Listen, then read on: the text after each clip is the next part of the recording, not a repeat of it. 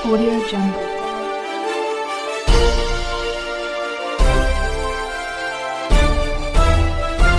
Audio Jungle. मैं रंजन कुमार। नमस्कार। अभी आप देख रहे हैं कंचन न्यूज़। इसे लाइक, सब्सक्राइब एवं बेल आइकॉन दबाना ना भूलें ताकि न्यूज़ का नोटिफिकेशन सबसे पहले आपके पास पहुंचे। अब चलिए खबरें विस्तार से। जन्म जयंती है जो 5 अक्टूबर को पटना के गांधी मैदान के बापू सभागार में होने वाला है। उसमें भारतीय जनता पार्टी के राष्ट्रीय अध्यक्ष माननीय जेपी नड्डा जी आएंगे और उनपे जो भी पहले के कार्यकर्ता हैं, जो भी जनसंघ के नेता हैं, उनको लेकर के स्वागत करेंगे, सम्मान करेंगे। और उसके बाद कैलाशपति मिश्र जी का वहाँ एक प्रदर्शनी लगेगा जो उन्होंने कार्य किए हैं जनसंघ से लेकर के, उन लोगों को वो चित्रण किया जाएगा ताकि लोग देखें, उनके बारे में जाने कि किस तरह से कैलाशपति मिश्रा जी ने काम पार्टी के लिए किया और किस तरह से उनका सहयोग रहा भाजपा को शून्यकाल से पूरे एक वट वृक्ष के तरह जो फल देने वाला, जो कि विश्व की सबसे बड़ी पार्टी भारतीय जनता पार्टी होकर उभरी है। उन लोग ऐसे महान विभूतियों का जो ये देन है कि आज भारतीय जनता पार्टी इतने ऊंचाई पर पहुंची है। तो उन्हीं के कार्यक्रम के द्वारा हमारे माननीय जेपी नड्डा जी आएंगे, तो वो 1 महीना का कार्यकाल है जो इस दौरान चलेगा भारतीय जनता पार्टी का। उसमें इसको उद्घाटन भी करेंगे और बताएंगे कि किस तरह से भारतीय जनता पार्टी को किस तरह से जमीन स्तर पर काम करना है और किस तरह से आगे उसको मजबूती की तरफ ले जानी है। तो ये हमारे कार्यक्रम रहेंगे। और सदैव हमारे कैलाशपति मिश्र जी की बात करें तो वो उनका जन्म हुआ था 5 अक्टूबर को 1923 में बक्सर ग्राम में। तो वहाँ पर उनका जन्म स्थली रहा और शुरू से ही वो एक एकदम साफ सुथरी जिंदगी जिए, जिनको कोई किसी से भेदभाव नहीं, किसी से कोई शिकायत नहीं, गिला शिकवा नहीं। ऐसे व्यक्ति थे, हर जाति के हर पार्टी के लोग उनको मानते थे, उनको सम्मान देने का काम करते थे। उनकी बात करें तो कैलाशपति मिश्र जी जब अपने 10वीं क्लास में थे तो उस समय जेपी आंदोलन के द्वारा वो बैठे थे धरने पर स्कूल पर, तो उनको अरेस्ट भी कर लिया गया था।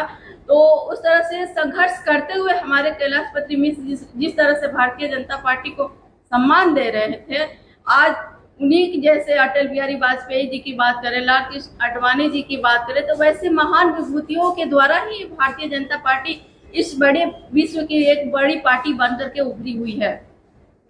तो कैलाशपति मिश्र जी 1971 में जनसंघ से उनको जनसंघ द्वारा टिकट दिया गया, जो लोकसभा पटना में दिया गया, तो हार गए। लेकिन 1977 में वही विक्रम से वहां विधानसभा का टिकट जीते और उनको बिहार में वित्त मंत्री का दर्जा भी दिया गया। 2003 और 4 के लगभग उनको गुजरात के राज्यपाल भी बनाया गया। और कांग्रेस की जब सरकार आई तो उनको वहां से राज्यपाल से हटा दिया गया। तो इस तरह से संघर्ष करते हुए हमारे कैलाशपति श्रद्धे जी जिस तरह से भारतीय जनता पार्टी के एक दधीची कहा जाते हैं, जो भीष्म पितामह कहे जाते हैं, वैसे उनका भारतीय जनता पार्टी में सहयोग रहा है। और भारतीय जनता पार्टी उनके इस सहयोग को, उनके इस सम्मान को, एक चीज कहते हैं, खुद वो कहते थे कैलाशपति मिश्र जी कि जिस देश में समाज का विकास होता है वहाँ उस देश का विकास होता है। तो इस तरह से उन्होंने सबको साथ लेकर चलने का काम किया है, तो सबको सम्मान देते हुए आगे बढ़े हैं। और कभी भी एक जनसंघ की वो प्रेरणा देते हैं कि जिस तरह से जनसंघ का जो सिखाया जाता है कि जनसंघ में किस तरह से अपने आप को संगठित करना होता है और संगठित उस लालच पे नहीं जाया जाता है। जिस तरह से किसी के मन में बुरा जैसे दुख होता है कि हमको पार्टी ने ये जगह नहीं दिया, यदि उस लालच को छोड़ दिया जाए तो कभी भी कार्यकर्ता नाराज नहीं होंगे और एक सहन शक्ति मिलती है। ताकि जिस तरह से कैलाशपति मिश्र जी ने अपने आप को संगठित करने का काम किया, विश्व को बड़े स्तर पर लाने का काम किया, तो ये उनकी देन है। और याद रखना चाहिए कि जिस तरह से कैलाशपति जी कहते हैं कि हम आगे चलते हैं तो पीछे की चीजों को भूलना नहीं चाहिए, क्योंकि हम पीछे के लोगों को भी सम्मान देते हुए आगे बढ़ना चाहिए। तो ये विश्व की पार्टी बनकर उभरती है, सबको साथ लेकर चलती है।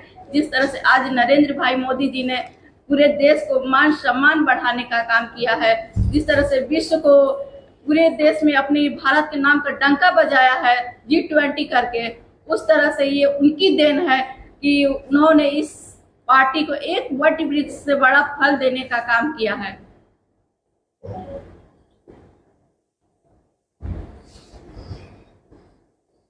न्यू अपडेट के लिए देखते रहिए मैं रंजन कुमार, कंचन न्यूज।